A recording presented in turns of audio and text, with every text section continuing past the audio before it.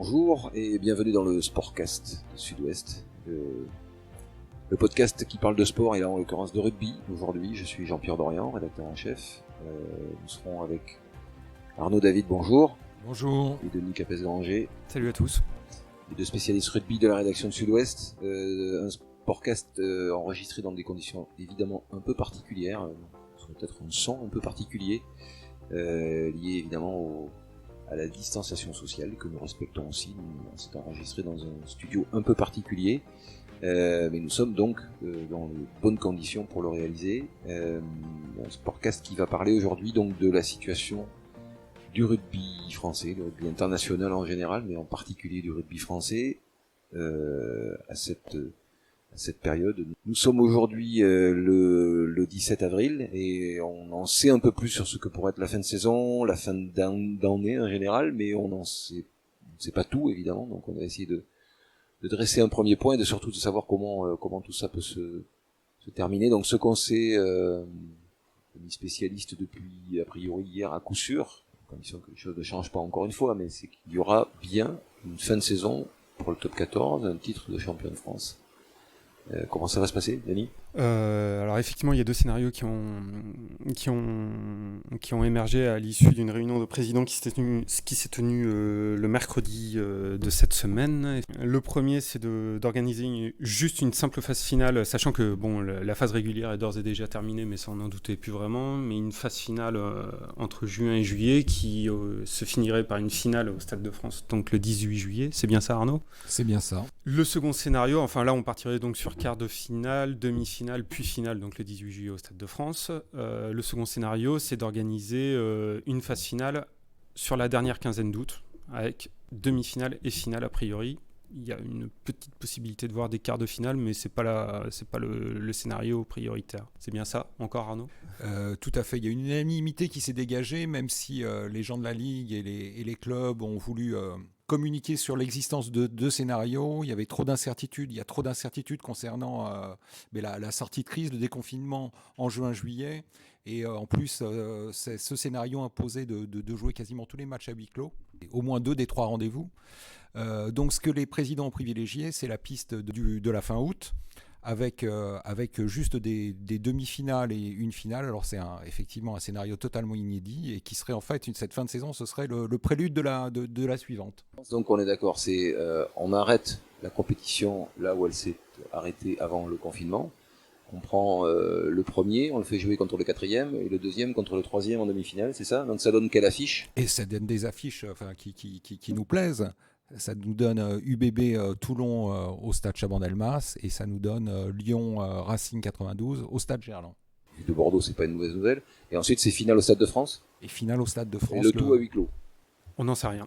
D'accord. Non, pour l'instant, là, c'est présumé à huis clos, on va dire ça comme ça. C'est du 50-50. Mais c'est espéré en public. Voilà, c'est espéré avec du public. Alors il y a le président Laurent Marty, lui, il rêve de demi-finale avec des spectateurs. Il y a plus de gens qui doutent. Les experts s'interrogent sur la possibilité de réunir du public, même à la fin août.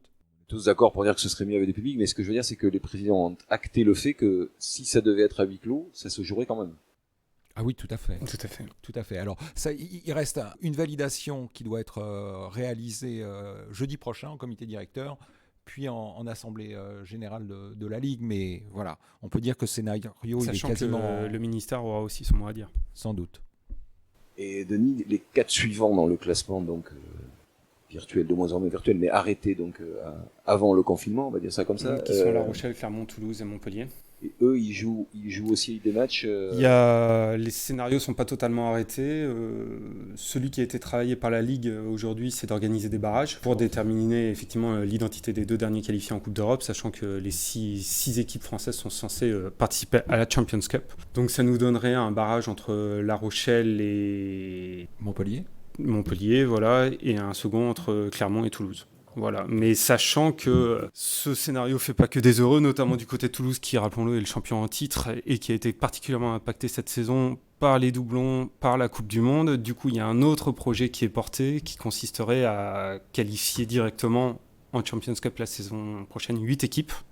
Et donc Toulouse et Montpellier en plus. Et ça, c'est un projet qui est porté devant le PCR, qui est l'organisme organisatrice des compétitions européennes.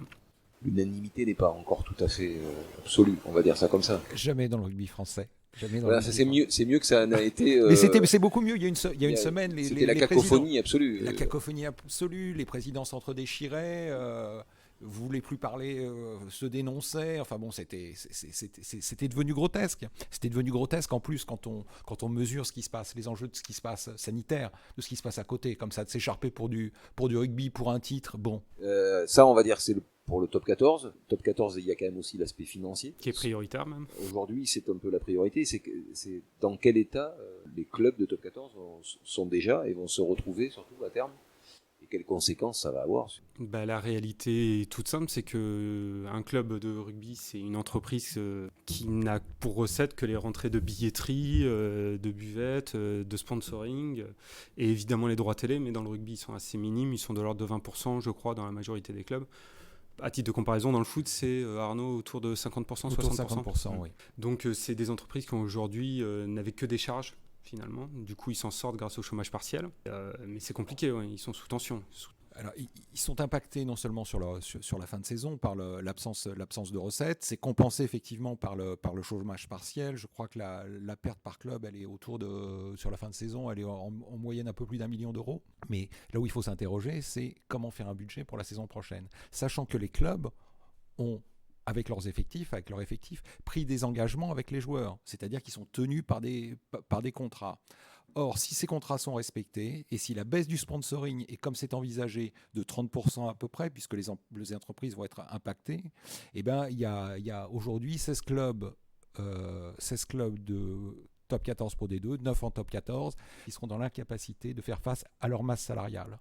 Voilà. Donc ça, c'est le constat qui était réalisé par la DNACG. Du coup, Arnaud, juste pour dire que les choses sont graves, jusqu'à y compris, même si ça n'est qu'une petite part, mais Canal+, qui, entre guillemets, a dénoncé la dernière partie de son versement, pour une raison toute simple, c'est qu'ils ont payé pour diffuser des matchs qui ne sont plus d'actualité. Donc même le partenaire historique qui est Canal+, doit s'adapter à la situation, et donc c'est aussi...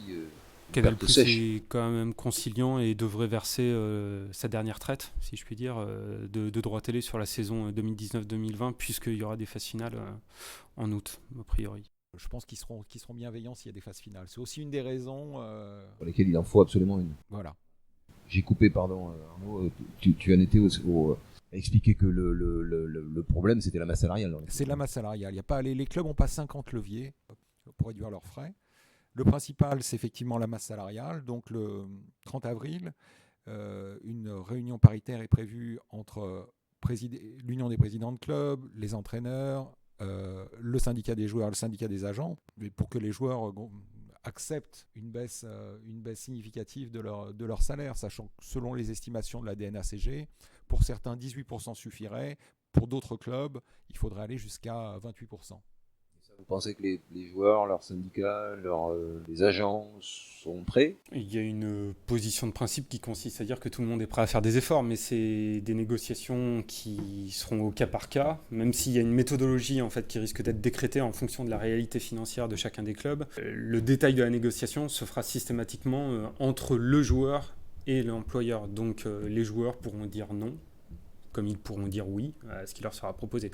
Sachant que des contrats sportifs, c'est des CDD, et que le licenciement économique sur des CDD n'est pas très souple. C'est vraiment un vrai couperet qui tient aussi beaucoup à la volonté des joueurs, quoi. À la volonté des joueurs, et à la particularité du système français ou même anglais, c'est-à-dire qu'il y a un contrat entre le joueur et le club. Je crois que j'ai l'impression, en voyant ce qui se passe en Irlande, en Écosse, en Nouvelle-Zélande, c'est-à-dire là où le joueur a un contrat fédéral, où c'est centralisé, que c'était réglé de façon beaucoup plus simple. Les All Blacks ont accepté 50%, une baisse de 50% de leur salaire par exemple, les Irlandais de 30%, enfin voilà. Oui, mais c'est relativement inévitable, semble-t-il. Maintenant, il va falloir voir comment ça va se passer du côté de la France. On n'a pas parlé sportivement, mine de rien, même si financièrement, la problématique est la même pour la Pro D2, tu l'as dit Arnaud. Mais sportivement, comment se règle la fin de saison Pro D2, c'est acté, c'est calé, ça aussi? Ou le scénario qui tient la corde, c'est quoi, Denis?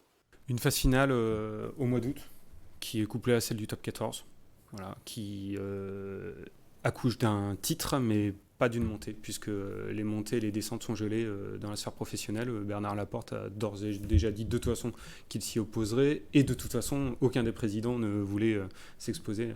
Enfin, pour les descentes tout du moins. Les montées, c'est beaucoup plus complexe. Mais...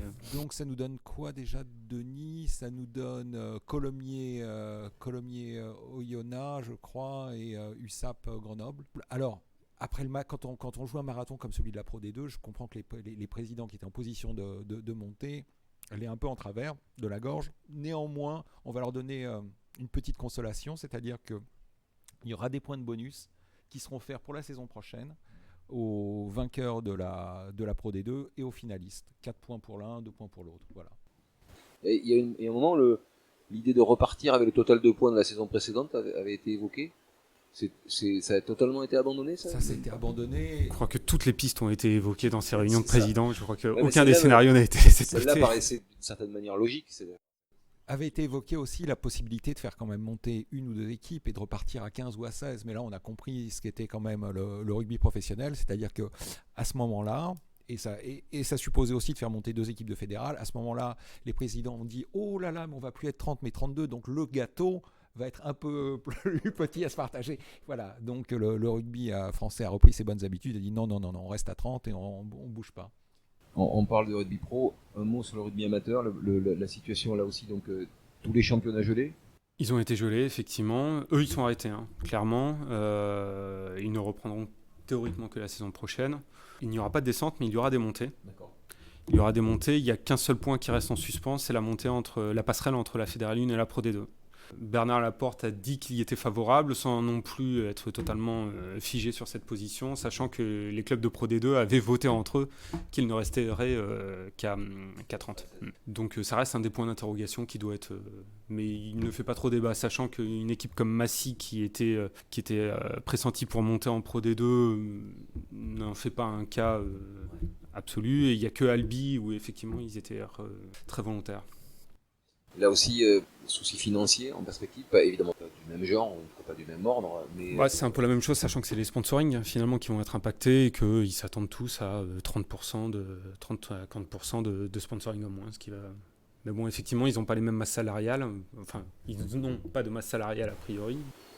Mais là, oui, le problème, ça va être la survie de certains clubs aussi, de petits clubs qui dépendent beaucoup pour la peine du guichet de la buvette. Comme les clubs qui vont être en danger, c'est, comme tu le disais, ceux qui ont adopté un modèle un peu professionnel, avec donc des contrats fédéraux eux sont déstabilisés pour le coup. Mais les clubs qui n'ont pas de contrats fédéraux n'ont qu'à baisser leurs indemnités kilométriques, les défraiements, et ils devraient rentrer à peu près dans les clous. Sachant que quand même, il faut souligner l'action de la réaction de la Fédération française qui était plutôt rapide à dégainer un plan de secours. Généralement, la Fédération française, elle était connue pour son attentisme. Là, ils ont dégagé un plan de sauvegarde, de relance de 35 millions d'euros. C'est pas rien, même si c'est essentiellement de l'allègement de charges et le fait que les clubs n'auront pas versé les recettes habituelles aux ligues régionales et aux fédés. Mais au moins on comprend un peu quelque chose à ce qui se passe au niveau amateur. Parce qu'au niveau professionnel, il va falloir quand même se mettre à la place des spectateurs qui vont assister à des demi-finales et des finales une semaine avant la reprise de la compétition suivante, avec des effectifs qui ont été totalement changés. Oui, il y a quelques cas d'école. Par exemple, Brice Dulin, il va quitter le Racing et pour aller jouer à La Rochelle. Il aurait été en position peut-être de jouer un titre avec le Racing. Il va se retrouver à mieux jouer un barrage pour la Coupe d'Europe.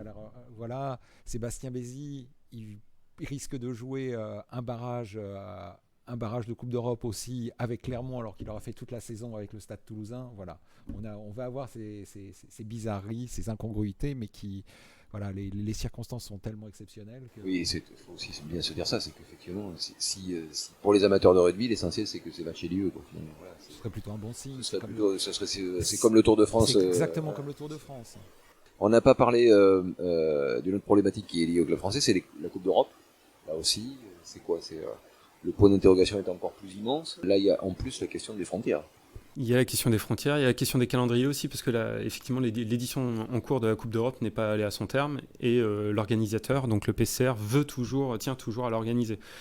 Donc dans ce grand méli-mélo là qu'on est en train de dessiner, il va falloir aussi placer un quart de finale, une demi-finale et une finale de Coupe d'Europe sur le premier semestre de la saison prochaine, sachant que l'organisateur voulait le faire entre août et septembre.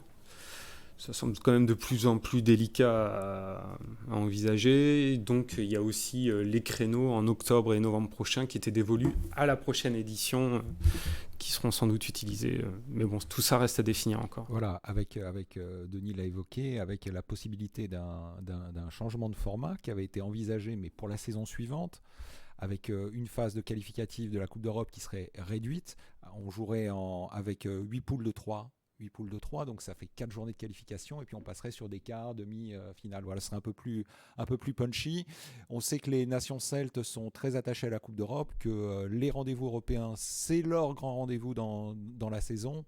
On peut penser justement que dans ces circonstances, elles seront peut-être favorables à disposer, à entendre les doléances des clubs français, des clubs anglais.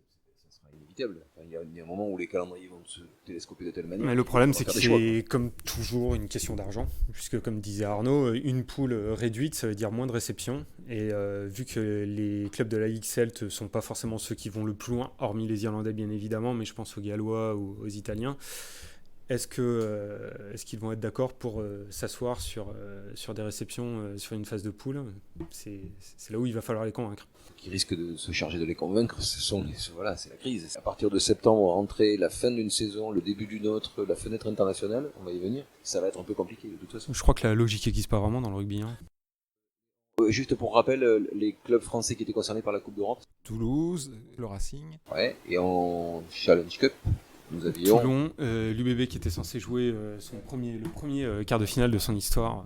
On en vient à la partie internationale, on saute de frontière en frontière, et là, on est dans le doute le plus absolu, là aussi. Normalement, on a déjà une fin de tournoi qui a été perturbée, donc il s'agit de terminer. Il restait 3 matchs à jouer. Je sais plus le compte. Au moins un match de l'équipe de France, c'est certain. Il restait un match de l'équipe de France, et après... 2 matchs de l'Écosse. Ouais, voilà.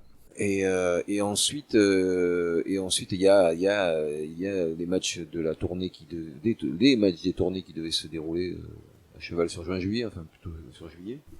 Juillet. Et il y a donc déjà un calendrier prévu pour novembre prochain. C'est oui. Embouteillage. Comment ça ça se profile? C'est comme dans le rugby, de toute façon, c'est jamais simple. C'est-à-dire que aujourd'hui, on se doute que les nations du Nord n'iront pas dans le Sud au mois de juillet, même si ça n'a pas été officialisé encore. Arnaud, je crois que c'est à la fin du mois. Ce sera à la fin du mois. Voilà, mais les tournées sont régies par un principe de réciprocité, c'est-à-dire que si les nations du Nord ne vont pas dans le Sud, il est fort probable que de toute façon les nations du Sud rechignent à venir dans le Nord. Je crois que c'est déjà un peu la question qui se pose. Arnaud, tu es spécialiste de la question. Et le problème qui va se poser déjà, c'est pour les nations du Sud, c'est leur capacité à organiser le Rugby Championship. Et donc certaines fédérations envisageaient justement de repousser le Rugby Championship, parce que là il y a des accords en plus avec les télés. On rappelle, Nouvelle-Zélande, Australie, Afrique du Sud, Argentine, et de repousser un peu plus tard, quitte à empiéter, c'était l'Australie qui a envisagé ça, quitte à ne pas venir en Europe pour les tournées de novembre.